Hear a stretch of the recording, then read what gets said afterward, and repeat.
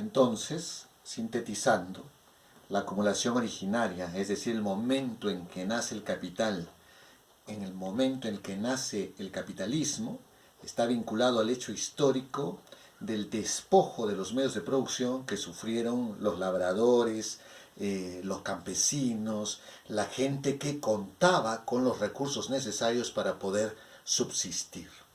La gente que podía cultivar y cosechar los alimentos que iba a necesitar para poder alimentarse. La gente que tenía su telar con el cual fabricar la ropa con la que se iba a vestir. Era necesario despojarlos de todos estos medios, era necesario crear esa división entre la persona y los medios de producción, para que así quede liberada, dice Marx, liberada de los medios de producción, en realidad despojada de los medios de producción. Y una vez despojada esta persona, ya no le queda nada, salvo su fuerza de trabajo. Y entonces tiene que ir a las nacientes ciudades a venderla y se convierte en un proletario. ¿A qué ciudad va? A la que él desee. ¿A qué fábrica puede ofrecer su fuerza de trabajo? A la que él quiera. Por eso es doblemente libre, dice Marx, libre de vender su fuerza de trabajo a quien él quiera y además liberado de los medios de producción. Este despojo se da de diferente manera en los distintos países. Para su análisis, Marx se basa sobre todo en Inglaterra, por ser pues el país que estaba entrando con mayor empuje, con mayor fuerza a esto que estamos llamando el capitalismo. Y entonces recurre a una serie de datos históricos, pero que son válidos para Inglaterra y que seguramente en otros países tendrán algunas variantes, ¿no? Marx también habla de Francia, habla de Holanda, pero básicamente de Inglaterra. Y entonces, por ejemplo, en Inglaterra entra el protestantismo con mucha fuerza. ¿Y quién era dueño de muchas tierras? ¿Quién era la institución que poseía una enorme cantidad de tierras? La Iglesia Católica. Cuando el protestantismo entra en Inglaterra, entonces se despoja de esas tierras a la Iglesia Católica y quienes vivían en esas tierras y se alimentaban de esas tierras y pagaban obviamente a la Iglesia por ese derecho, van a ser sometidos también a un despojo, como lo hemos explicado hace un momento. También va a haber gente que vivía en tierras que le vamos a llamar así, que eran del reino, ¿no? O en algunos casos de un jefe local, como en Escocia, ¿no? También esas tierras van a se les va a quitar esas tierras a quienes vivían allí y se alimentaban de las mismas, y estas van a concentrarse en muy pocas manos, y esas tierras se van a destinar sobre todo a pastizales para darles alimento a las ovejas, porque la industria textil empieza a tener enorme auge. ¿Qué significa que un gran número de tierras dedicadas al cultivo de productos comestibles ahora se convierta en pastizales para oveja? No va a provocar, eso una hambruna en Inglaterra en este caso.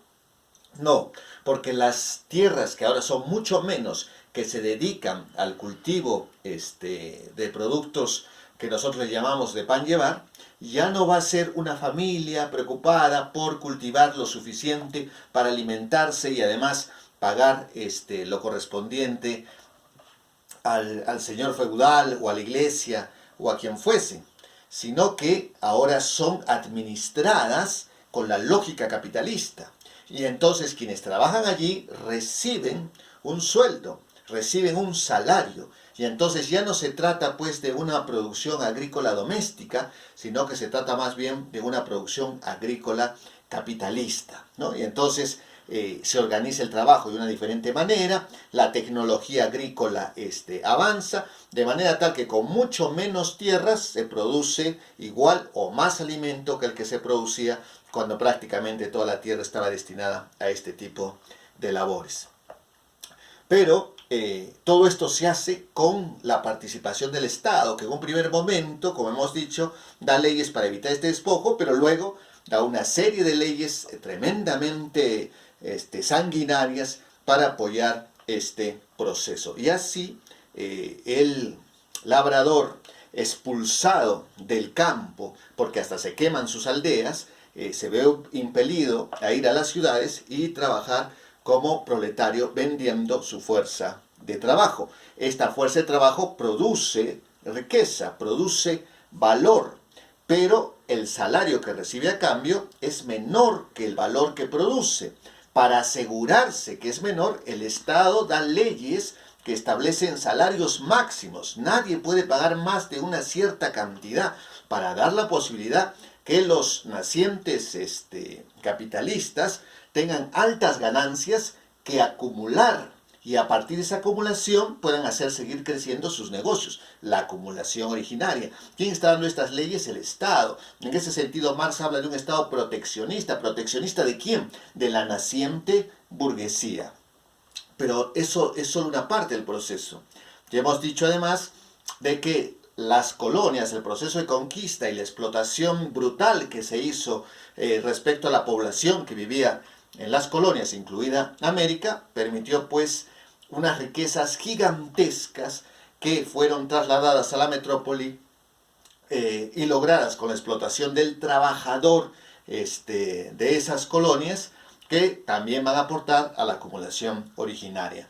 Marx lo dice en 3 líneas brillantemente.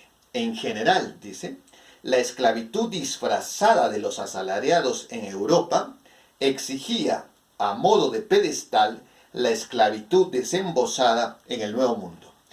El esclavizado disfrazado, o mejor dicho, el esclavo europeo que era esclavo en esencia, pero que no lo era esclavo, pero no era esclavo formalmente, es el proletario.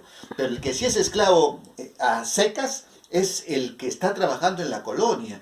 Es gracias a esa explotación brutal contra el indígena el Tahuantinsuyo, contra el indígena azteca, maya, contra las poblaciones africanas, las poblaciones, la población india, colonia inglesa, etc. Es esa explotación brutal que permite la acumulación originaria y que permite que a los obreros europeos no se les explote tan ferozmente como sí se hace con las llamadas poblaciones aborígenes.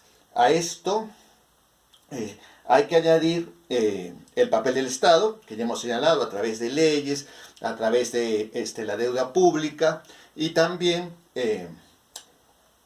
el asunto de un sistema de impuestos que va a permitir hacerse recursos y estos ser trasladados para la acumulación originaria. Este proceso, ¿no?, que Marx explica, dice que fue necesario en un inicio, las leyes, la violencia extraeconómica, etc.